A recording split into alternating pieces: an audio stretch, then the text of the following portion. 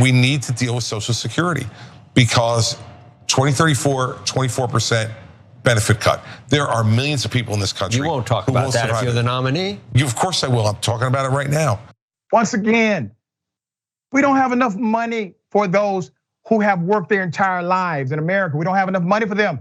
We got to do something. We have to increase the age, decrease the amount, put it in a private equity firm or whatever the hell they're proposing today. But once again, they will have enough money to kill as many people as they choose, to bomb as many countries as they deem necessary, but not enough money to take care of mama them who paid everything already. Social Security, Medicare, Medicaid, we got no money. The rates are going up. So after we service our debt, we have no money for anything. Right. So the only thing that will solve any of this is probably growth. Other people would argue we need more revenue, higher taxes. Like we didn't have enough. Like right. how much did we have last year to spend and still didn't have enough? Look, it's not higher taxes, Joe. Well, that's what you're going to hear. Of course, obviously. That's what you're going to hear. But that's what you always hear from the other side.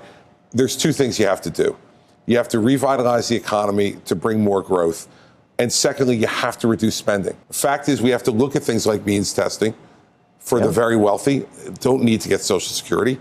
And secondly, for people in their 30s and 40s, we need to consider, raising the retirement age. They'll have plenty of time to plan for that. Not for guys like me who are 60, but for people in their 30s or 40s. According to a recent Ipsos poll, nearly 9 in 10 Americans oppose reducing spending on Social Security for Medicare. All right, share of US adults who say they oppose reducing spending in select areas. Look at it. Look at it. Now, stay there for a minute. Keep that graphic up because I want to make a comparison here. When your elected leaders are people who are asking for you to vote for them, remember what they're asking for. They're not asking for a vote. They're asking for you to allow them to represent you. Let me say that again. For you to allow them to represent you. If you do not believe there should be a reduction in Social Security and Medicaid, you should not vote for a person who will represent that value because it's contrary to yours. But we still have this happening with guns in America. We have it happening as it relates to a woman's right to choose in America.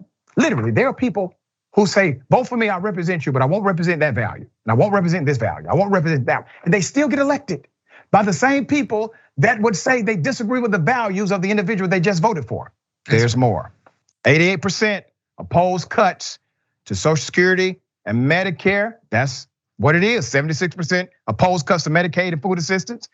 And coming in below both of those, 66%, they oppose cuts to national security. All right, isn't that interesting?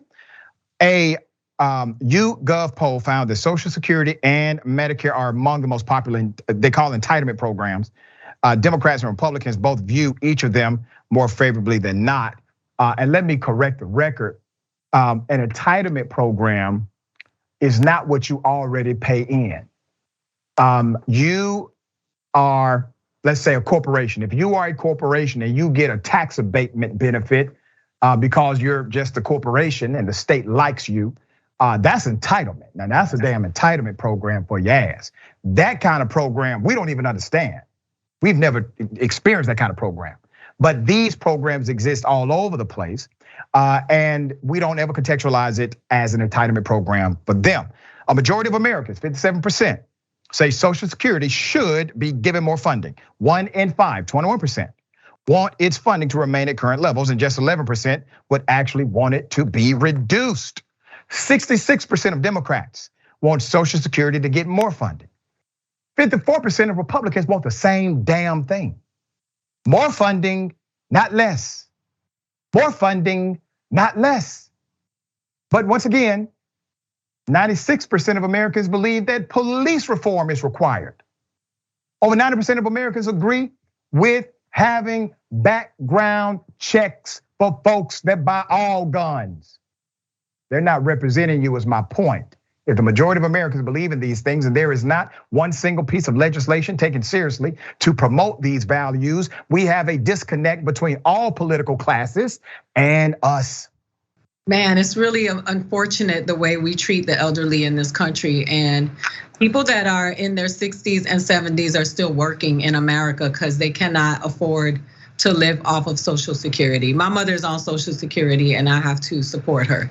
I think it's embarrassing. I think it's sad. It's become this American view or this American thing when I come from people that come from different countries and they'll say Americans don't care about the elderly in Asia. They revere and respect the elderly in Africa. They revere and respect the elderly everywhere else. But in America, it's like, you are only valuable as long as you are making money for these corporations. But those people work for that money. Social Security is a benefit that you earn from the taxes that you paid while you were working.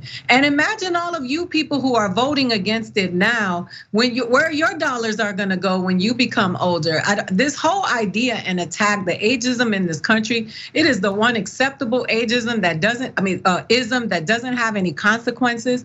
It is just so awful to hear. But like you said, the majority of people in this country do want Social Security. Most of us want it to go up because we want our elderly to be cared for.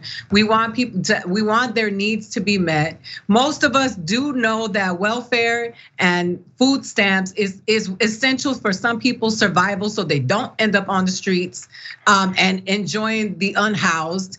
I think that the majority of the people in this country are not rich, are not driving G-Wagons, do not have an excess of diamonds and can take trips whenever they want. Most people in this country are working. We respected them during the pandemic because they were risking their lives for us and we called them essential. Now we have forgotten about them. They're getting evicted and losing their homes.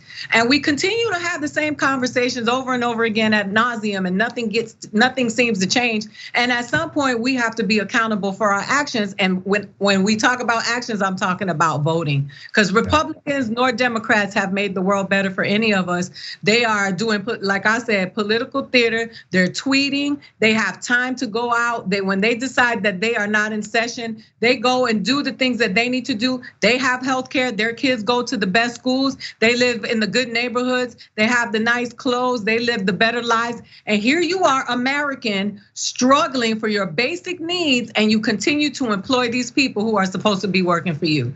At some point, we have to do something. Social Security is essential. Our elderly need us to take care of them the way they took care of us, as you said, but we're not doing anybody a favor. These people worked for that money and they are entitled to it and they should have more of it.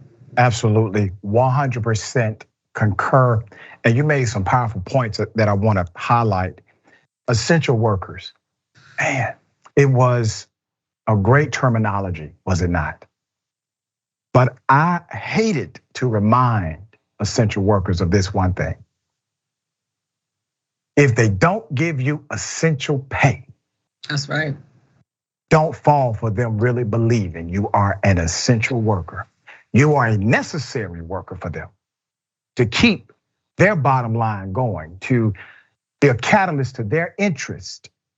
But if you were essential, they would provide you with the essential resources, the necessities required for life, but they won't. And to your point about elected individuals who cannot understand our environment, where we come from, our experiences, keep in mind, everybody is a collection of 3 E's, me included. Experiences, exposures, and environments. That's who we are. That's all we are. We are experiences, exposures, and environments. We have come to a place where we elect good branders. They can brand themselves as if they are so connected and down with your cause. But look at where they come from, what they have come through, what they have endured, what they have fought for, what they have sacrificed, what they have changed when nobody was watching. Experience, exposure, and environment.